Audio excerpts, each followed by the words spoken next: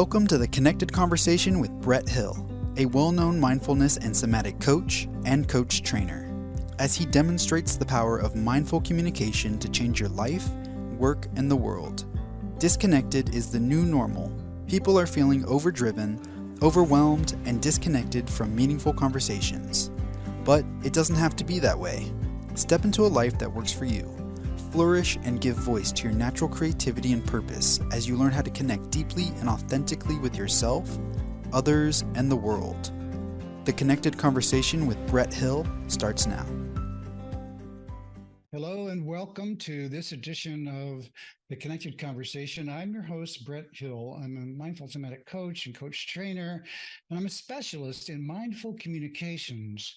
Last week or last show, I did a session on empathy in men, and I got some nice feedback around that and quite a bit of engagement regarding the topic. And I wanted to just continue in that theme because I'm very aware of and feel like that there's a kind of a dearth of content and conversation around this in a way that can actually help us connect to kind of the deeper issues here. And it's a challenging conversation to have because it goes right to the core of identity. And that's a whole topic in and of itself. Like who am I as a man in the culture, and also, who just in general, who are you? What is your relationship to your sensitivities in this world, and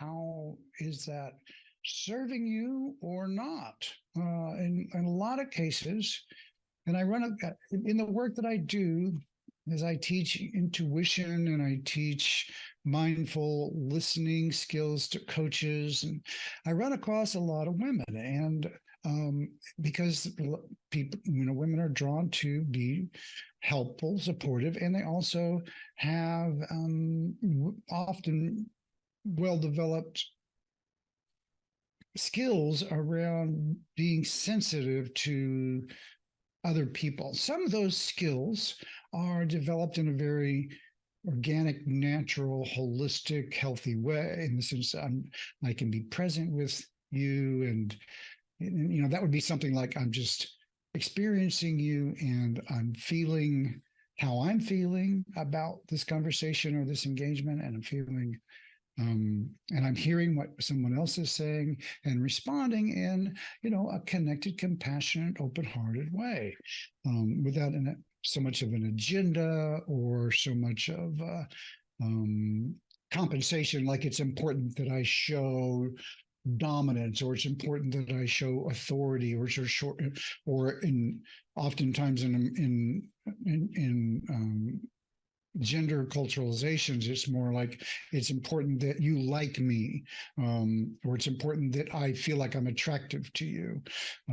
Those kinds of things are often top of mind. And so if you think of the whole topic, the whole notion of the connected conversation, really what I'm trying to get at, that's underneath that seemingly sort of, just two words, what I'm really trying to get connected to is that what's going on for you when you're speaking to someone. Are you in touch with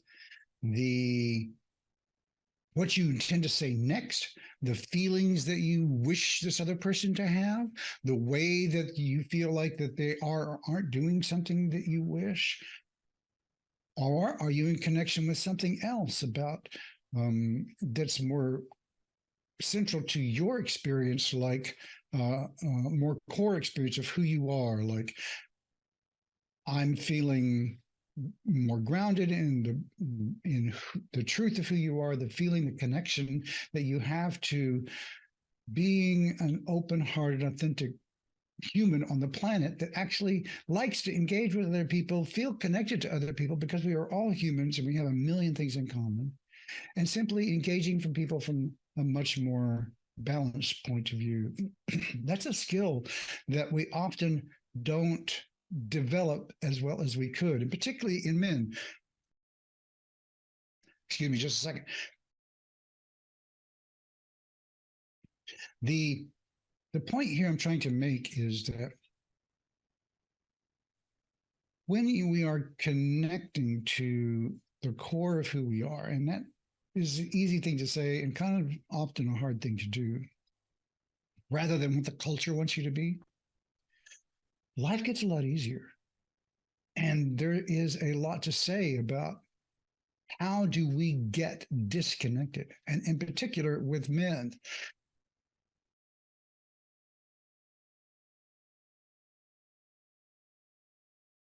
In particular with men, because men wind up having to be, I'm pausing here, trying to find the right turn of the phrase, and also connecting with my own feelings about what's it like for me to be a man in the culture in my experience. And very frequently, men are told that their feelings are irrelevant, that what's more important is perseverance, that you have to push through pain, suffering, injustice. You have to be unjust, you have to be aggressive, you have to be domineering, you have to exceed at all costs, you have to show that you aren't going to back down. And if you don't do those things, you're seen as lesser than the guys who do. And that's why, you want to be the captain, or you want to be the MVP, or you have to have first place, or you need to, make the team. And there's all these labels and role models where people are celebrated for these quote unquote achievements that often come at tremendous costs to people's emotions and sensitivities. Even in and those kinds of things are like school related, like making the team, or very often, because that's where a lot of the sexual socialization, as it's called, occurs. It's where we grow up, we turn from children to young adults, often in a school context. And so the way public schools are run, or even private schools, or wherever you grew up, those years are foundational to who you become later as an adult, or your ideas about what's it like to be an adult. What do I need to do to be an adult? What's adulting anyway, right? Those topics vary a lot depending on your background. I grew up in the Midwest in Oklahoma, and so it was very rigid role models, and to deviate from those, you paid a price.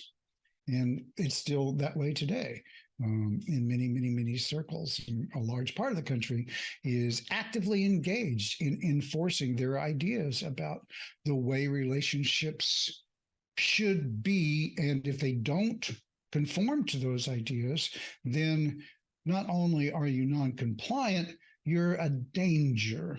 And whenever you start talking about people who don't agree with you as dangerous, because of their beliefs, not because of what they do, but because of their beliefs, then you really enter into very dangerous territory when it comes to relationships with others, because you set the foundations for simply not seeing other people for their humanity, but rather seeing people for a package of beliefs that you're holding.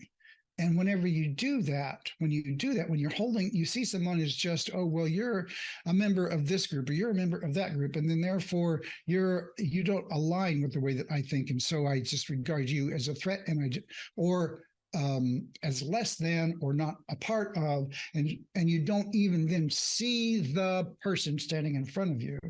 Instead, you just are reacting to a set of preconceived notions that you have. That is the path to disconnection. That's the path to a breakdown. That's the path to meltdown. That's the path to war. That's the path to conflict.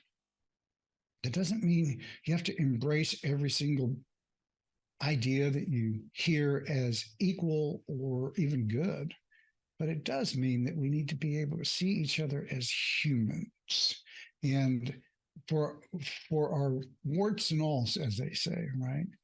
And that means embracing the reality of our contexts, the reality of our world, and not shying away from it. And a big part of that reality, particularly for men, is that we are not encouraged to be ourselves. Instead, when I say particularly for men, and I don't really mean that, what I mean is there's this particular lens on men in this conversation, because women have the same things. They are not encouraged to be themselves, but with it's a different sort of lens for men because of you have to be the provider, you have to make the big money, you have to have all the bling, you have to have the big car, you have to be successful. And there's a version of this also for women in this country particularly as well, because it's all about what you have, the whole sleight of hand that this culture presents to us that causes us to disconnect from our feelings, that causes us to be reinforced to get to a place where we live in a way where we don't honor our sensitivities. This is where the notion of empathy starts to come in, is because empathy gets in the way of being kind of a bulldog so that you can be more, quote unquote, successful in the world. The whole notion of dog eat dog, the whole notion of, Mike mates right. And the guy who just struggles the hardest gets the prize. And there is some truth to the fact that you need to persevere in order to achieve something, a really grand achievement. There's no question about that. Often, I should say, there's no question about that. However, when it comes to the point of what are you persevering for? Are you persevering in order to have a six-figure income, a multi-six-figure income, to get the hot car, to buy the right perfume, to wear the hot clothes, so that you can have the things that you think are going to cause you to be happy? That's the sleight of hand that the system we live in does for us. It teaches us that if you have the right things, your world will be okay. And you don't have to, all you have to do is, look at television commercials and look at the ads that you're seeing. They're all about, if you only had this thing, if you could only take this trip, if you could only wear this logo, if you could only look this beautiful, if you only had the right shaped lips, if you only had the six-pack abs, then your world would be better. Your world, you're going to be a better person. You're going to have the things that you want. It's a glorification of objects and possessions, as if those objects could infuse you and your life with true meaning. And they cannot. They simply cannot. The world is full of examples of people who have everything they could ever want that are miserable people. So we can cut to the chase.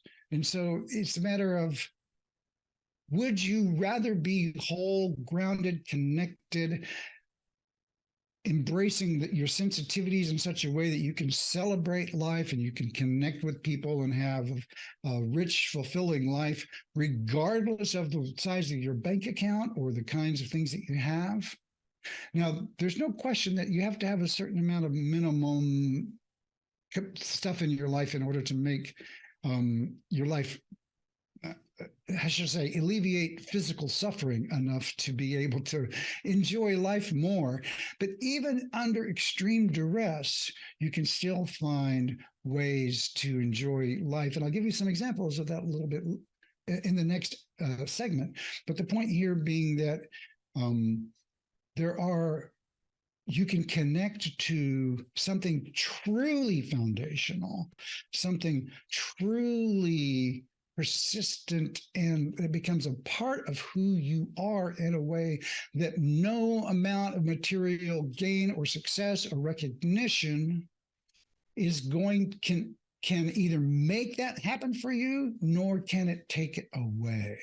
And since that is independent of all those things, Why can't we work on it right now? Why can't that be a part of what you're focusing on? And wouldn't that, as a country and as a people, take us to a better place than focusing on possession of objects and achievement? I think the answer to that is pretty clear. So we'll talk about that in the next segment. Thanks.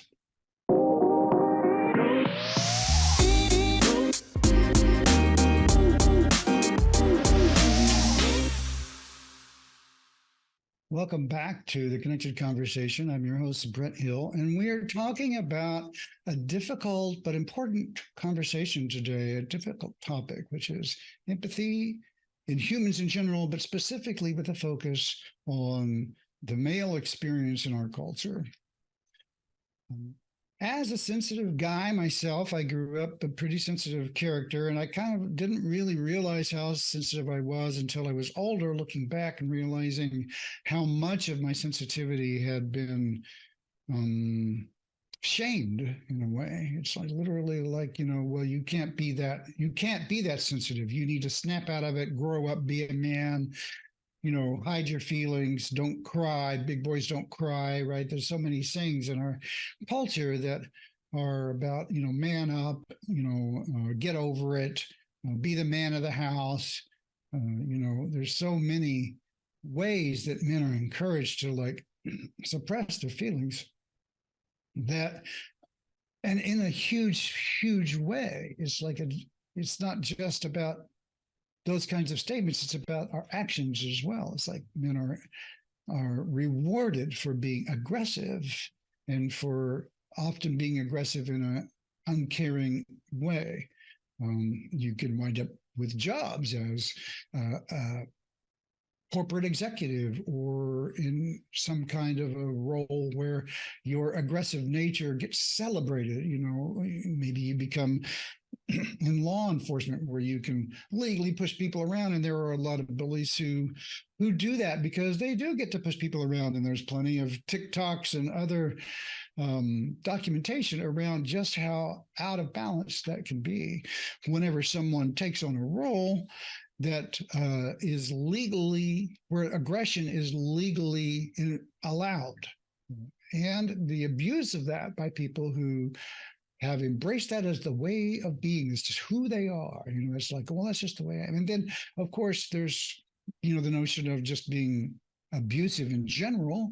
And there's plenty of examples of that. There's no,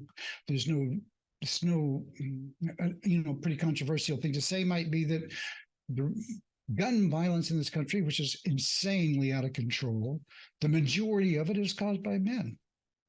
And so, I want to really go on record here is saying that there's a lot of violence in this country. And what people aren't talking about that they really need to talk about is the problem with men in this country. It's not just a fact that human beings are this way or that way. It's mostly a problem with males. And men acting out using weapons of destruction like guns or other devices to act out their own insecurities. And that's the way it works in most cases. It's like if you pick up a big stick to make you a big person, then how small are you? That's what you need to do. When I'm talking, and the reason this happens is because we create people like this in the culture. We encourage disconnection from our senses in such a way that when you pick up the big stick, something should be firing off in your system. It goes, this isn't a good idea. I don't want to hurt other people. I don't find pleasure in inflicting pain on people. It's not okay to do this. Something should be firing off in that nervous system, but it doesn't, or it gets overridden by another part of the nervous system, which is going, yeah, this is okay for me to act out because my rage and my outrage is so profound that it's overriding the better my better judgment, in other words. Now, this becomes a neurological problem. We're talking about heat of the moment. You've heard that phrase, right? Acts of passion. or people who are lack of impulse control, right? Very frequently, those same kinds of things wind up being assets in a corporate world or on a football field or somewhere. It really matters, though, that what we need to encourage more in people is the capacity to regulate our emotions. And I don't mean push your feelings down. I mean, make intelligent choices about your feelings. But intelligence goes away when your nervous system hijacks your decision-making apparatus. And that's why people commit crimes under stress that they wind up being locked away for years and years and years due to an impulse problem or a lack of control in a single moment. That single moment didn't arise out of the blue, right? It was the conditions that are necessary for that moment to occur are rehearsed prior to it occurring.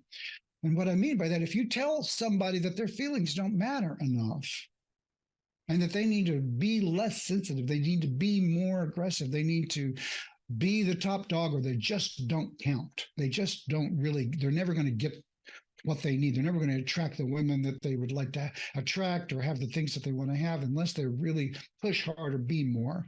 And in doing that, you wind up with all this, this fear, maybe this insecurity. How am I going to do this? I don't feel like this. It doesn't feel right to me. But yet you have to.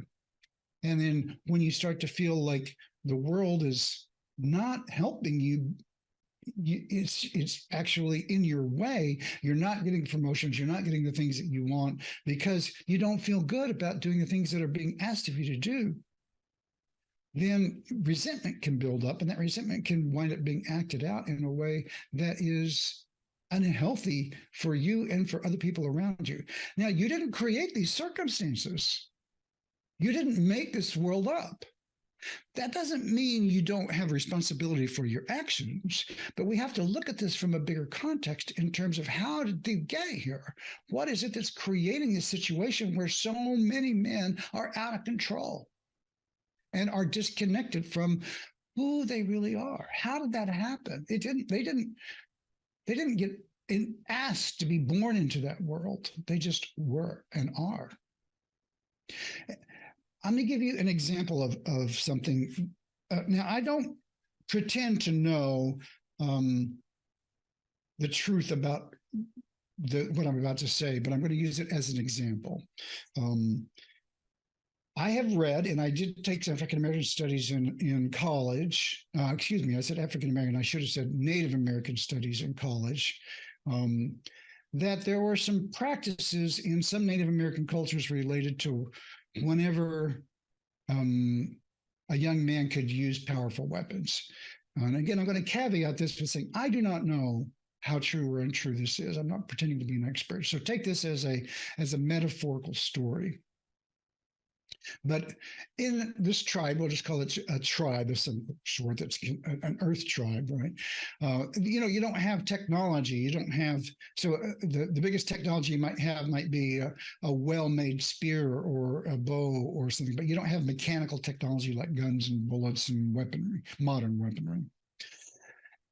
Yet there is an awareness within the community that those weapons are extremely powerful in dangerous hands. And so they don't just hand them out to people. You have to earn the right to use them.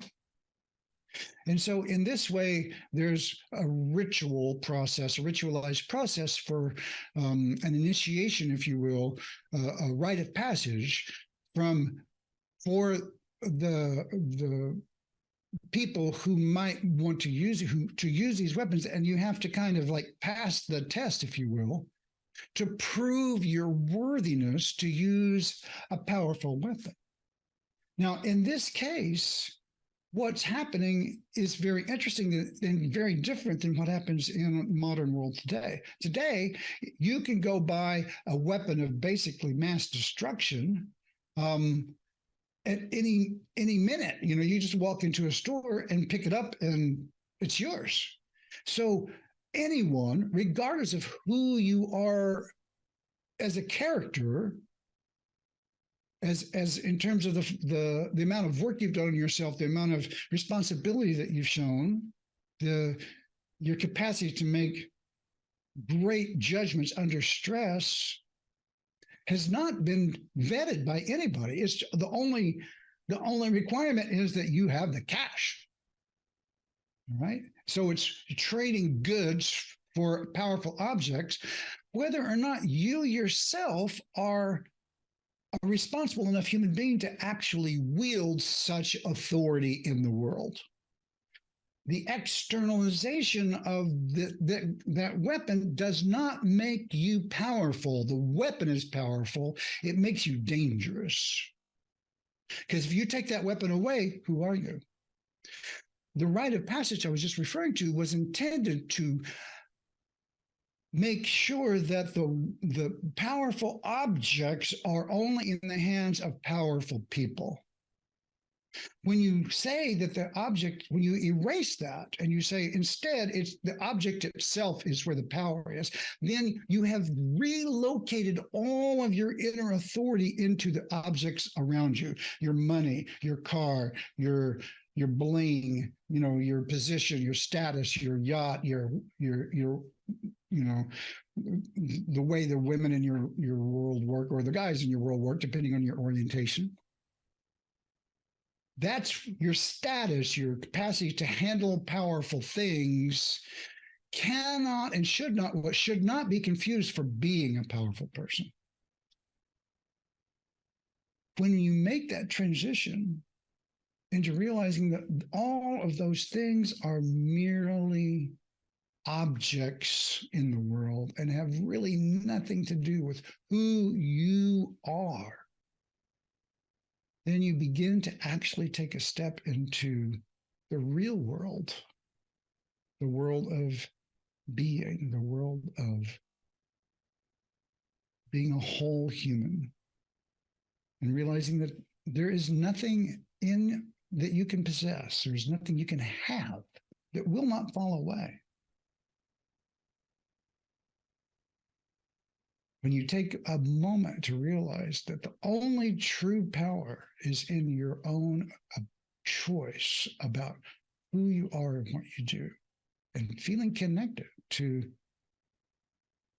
the great goodness that emanates from the core of being itself, which drives all of humanity and all of life.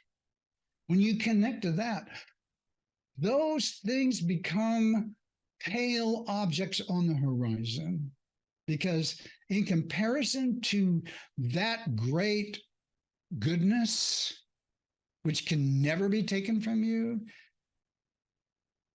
or diminished by anyone, nothing else matters.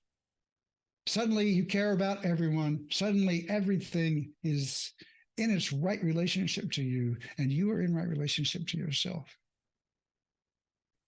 That's authority. That's power. And we'll talk some more about that when we come back from the break.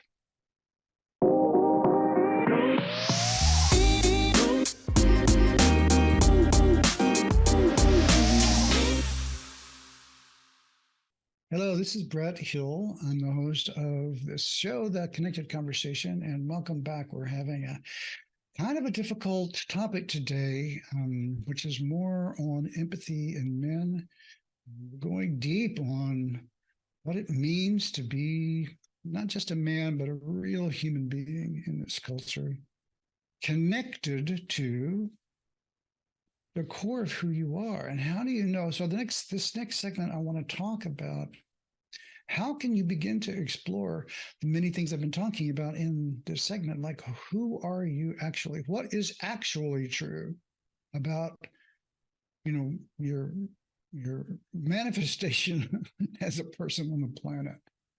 This is it's funny sometimes because in my world of, mindfulness and mysticism, sometimes the words fail to explain what are actually fairly simple scenarios and situations. And in some ways, it's difficult to describe, but easy to experience. And I'll give you an example. One day I was out with my mother and stepfather years ago when we were driving in Colorado, and we were looking at the mountains. We were up in the Rocky Mountains, and there was a beautiful pullout with all these mountains, and it was really a beautiful day, and the sun was setting, and it's like, whoa, what a scene. And, so we pulled over, and there was one of those markers that they have at the side of the road. And so we open the doors and the fresh air comes rolling in, and you can smell that mountain air. And it was just a beautiful scenario. And I'm looking at the little marker, and I look up and I see the mountains and all the peaks there. And there's like 4 or 5 14,000 foot peaks in view there, which is why it was an important pullout point. And I'm standing there looking at these mountains, and I'm just stunned by the beauty of it. I'm just literally somatically feeling, whoa, this is amazing. It's like, wow. There's just a big wow going off in my nervous system. And as I'm experiencing that, I'm noticing my nervous system starting to settle and feel this beauty is having an impact on me. And the other thing about mountains I talk about is there's this majesty and there's this stillness of, millions of years of presence that these gigantic formations have. And they've been there for millions of years, and standing there going, and me, a little creature who's just I'm a flea in the speck of time compared to the time frame that these mountains have. And I'm like, and I'm just overwhelmed in a way with the experience of all of that. And as I'm sitting there in this wellness, my stepdad walks out, gets out of the car, walks over, takes a look, walks back to the car like instantly and says, "Oh, looks just like the picture." And I was like, "Wait, what?"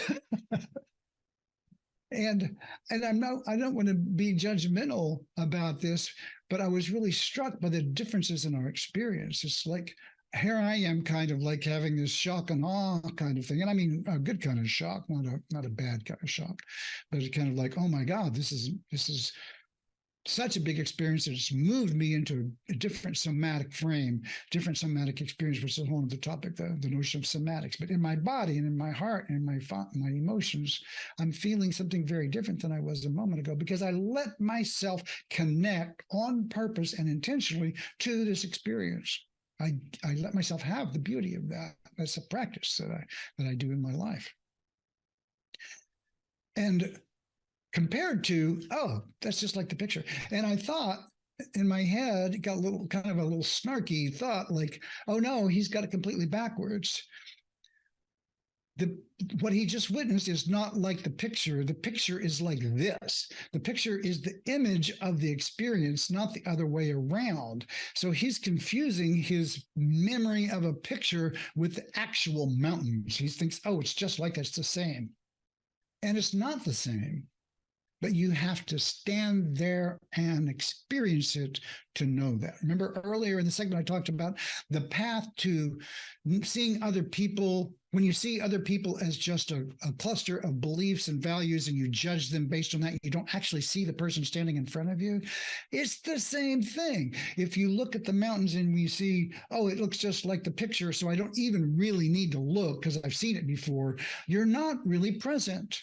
You're just paying attention to your thoughts rather than your experience. That is a huge, huge difference. And the quality of our experience in that moment was huge as well. And so what I'm trying to say here is that people are often longing for connection. People are longing for an experience of a deeper experience in their life. And the path to that is to connect to your senses, to let yourself have your experience. Now, that can be challenging for some people, because when the moment they start to do that, it's like, oh my God, that's kind of painful. And that becomes a task, if you will, to simply be present with the fact that, yeah, that is painful. And I have pain in my life. I do too. I have pain in my life. Now, I'm not saying it's all equivalent because it's not. Some people have extreme suffering going on. Unfortunately, I'm not one of them, by the grace of God, as they say. And um, and I don't want to diminish in any way the extreme suffering that a lot of people have. And so, kind of like when someone's is like in the middle of an accident, that's not necessarily the time to say pay attention to your in the moment experience and let your suffering become as big as it wants to be, because you're in extreme suffering right then because your foot just got whacked or you're in a car wreck or whatever's going on. And that moment you have a different task. And that's just, you want to let this experience, you kind of really do want to let experience to be as big as it wants to be so it can move through and doesn't wind up becoming trauma. But that's a whole other conversation. What I'm trying to say, though, is the path for men and women too, but specifically men, because this is a conversation about men, to connect to something more real than objectification of power, of proving who you are to the world or your own suffering in a way, is to connect to your sensations, your in the moment experience. Eckhart Tolle once said, and this is super powerful, and it really, really is foundational. The body is always in the moment. The body is always in the moment. If I'm walking down the street and I'm seeing a beautiful tree and I'm thinking about what I'm going to do in the next hour, I'm not witnessing the tree or the beauty of it or what I can connect me to. Instead, I'm disconnected because I'm thinking about the future. There's nothing wrong with that. The problem is we spend our whole lives like that and we never really connect to what's happening right in front of us. So this begins the conversation on how do we find our way back to experiencing who we are. Because if you want to know what's true for you, you have to check inside. You have to touch home inside. And that might be scary. It might be beautiful. It might be both. But whatever it is, that's what's true. And you will not find yourself as a whole person by ignoring the painful parts or by diminishing the beautiful parts. And those things usually go together. People who diminish the beauty are often the people who are trying to shut down the pain. The people who diminish the beauty are the people who are trying to shut down the pain. Conversely, the people who are amplifying the pain are the people who are often trying to avoid the beauty. Now, that sounds strange, but there are people who learn that it's not okay to feel good about the world, about themselves. If they do, they're going to get shut down. And when you associate those things together, it's like, doesn't feel safe to enjoy things. Whatever the truth is for you, that is the truth.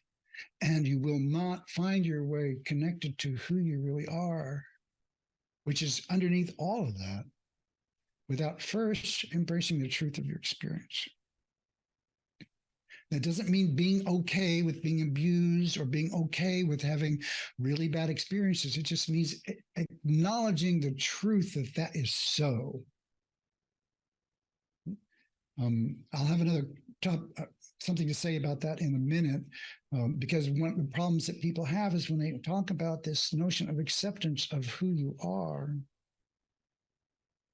in a deep way, people think sometimes I mean approval of the fact that you've been abused or the fact that you've gotten injustice in your world. And I'm not talking about that at all. Instead, I'm talking about simply acknowledging the fact that those things are occurring in your life and they have an impact on you for good or for better or for worse.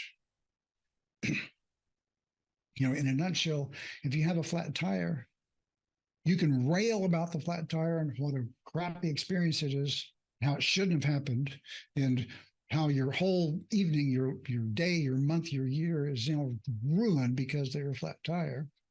Or you can change the flat tire. Acceptance of the flat tire, of the facts of your circumstance, does not mean you're okay with it. It just means that you're not spending all of your energy in how it should be something, how you wish you were in a different world than the one that you're in. We'll talk more about that after the break. Thanks.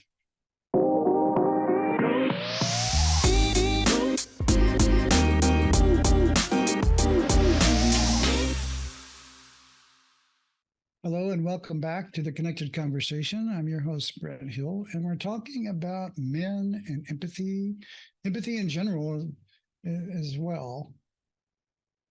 Going pretty deep on this topic today in relationship to the struggles that we have in our culture of actually just being a human being, and what do you need to do to be able to connect to who you are versus what the culture would have you be. And I want to spend this last segment talking specifically about sensitive men who are feeling kind of victimized by their sensitivity. And by that, I mean victimized. I mean struggling to be sensitive in the world because they are sensitive. We are sensitive. So I'm talking to people who are feeling like that they are a little more sensitive than the rest of the folk around them and are paying a price for that. There's a lot of sadness and grief and suffering associated with sensitivity in the world because the world these days is a pretty insensitive place to be. There's a lot of violence. There's a lot of real violence. There's a lot of depicted violence. And there is a shortage of male models for emotionally intelligent connecting. And not so much an acceptance of the sensitivities that people can have, particularly men. And I would say even a lack of celebration of the sensitivities. Very frequently, the families we're brought up in, our parents are not as sensitive as you. And so consequently, they don't appreciate or make accommodation for allowances for nurture and protect someone who has these kinds of sensitivities that are kind of dominating your experience. So to that group of people, what's really important is that you take some time to appreciate the gift that you've been given. And you might feel like, oh my God, I'd hand this off in a moment. But would you really? Would you really? Because when you experience the richness of your moment in the beautifully sensitive ways that only this group of people can, there is a connection to such a deep level of engagement and beauty, richness that goes beyond what words can say. When you touch those moments and you let them go deep, you connect to something that is profound and transformational.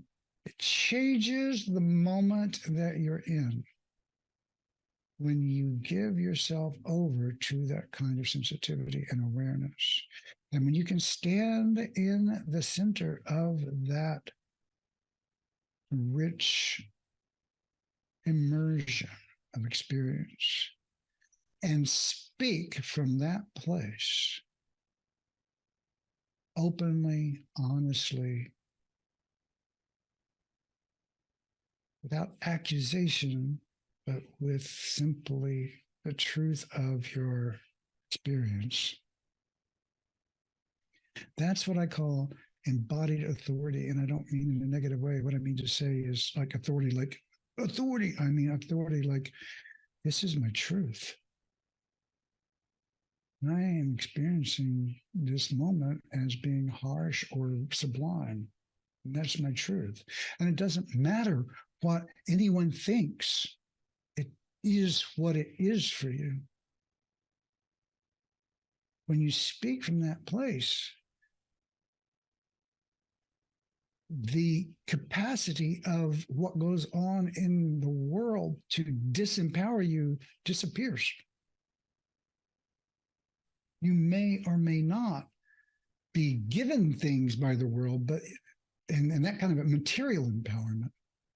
But when you're connected to the truth of who you are, what you see and what you say transforms the moment. And that's such a powerful gift to give to yourself and to the world. And so I want to encourage you. Take some time, pick up a mindfulness practice, turn inward, learn to be present with your experience, good or bad, in an accepting way. Oh, that's true for me. I have a lot of suffering. It's just true for me. I'm someone who has this exceptionally rich experience. My inner world is really amazing and beautiful. You don't want to get lost in it. You want to just simply let it be something that is so. And when you connect to that, you take a breath and you let it be so. You are who you are. And don't try to make a meaning. And that means this, and that means that. There's nothing wrong with having those thoughts, but they are just thoughts. You are who you are. I'm having the experience that I'm having, good or bad, indifferent. It simply is what it is. And it's true. I'm going to speak for myself. It's true. I have a sensitivity that's, I don't want to say, let's say, uncommon, but is alive and rich. And I allow it to be so. And I wouldn't trade that for anything, even though it has caused me tremendous suffering. It also has caused me unbelievable joy and even bliss, if you will, connection to something so deep, something so profound, something so foundational about who we are as beings in the world, that when I interact with someone, I feel connected to that, not their struggle or their story or their aunt did this or they got that, but instead, wow, there's another being manifesting. I can in rapport with this magnificent expression of life. And that's what I'm talking to when I'm talking to somebody, whether it has this decoration on it of what's the weather like and how I'm sorry your car broke down and oh, would it be good if those are just the technical details about our lives. They have very little to do with who you really are, other than how much you let them disconnect you from a more foundational experience. And so the answer to being more, to letting yourself be more who you are in the world is to turn inside. Begin to study a mindfulness practice. You can go to my website at themindfulcoach.com. There's a how to start a mindful practice there. It's very simple and straightforward. These are not complicated tasks, but they're so powerful. It's like doing crunches, right? It's not hard, but you want a six pack, that's what you do. You want to be a whole person in the world. You want to learn to be more connected to what's really true for you and speak from that place. Practice mindfulness. Open your senses. Make friends with the reality of your moment over and over again, because that's the power that's where power really is. There's no object in the world that has that kind of capacity to improve your life and help you be connected to the world in a way that is deeply satisfying and fulfilling. When you move from that place, you're undeniable. So, Brett Hill, themindfulcoach.com. Go to themindfulcoach.com and look up how to start a mindful practice there. And also sign up for my newsletter because I'd be happy to keep you connected to this conversation. Thank you. Thank you for joining us today on The Connected Conversation with Brett Hill on TransformationTalkRadio.com. Tune in next time to experience the power of mindful communication to bring deeper meaning to your life, work, and the world. Brett is here to help you step into a life that works for you, to help you flourish and give voice to your natural creativity and purpose. See you here next time on The Connected Conversation to learn how to enjoy the experience of your moment-to-moment life. For more information, visit theconnectedconversation.com.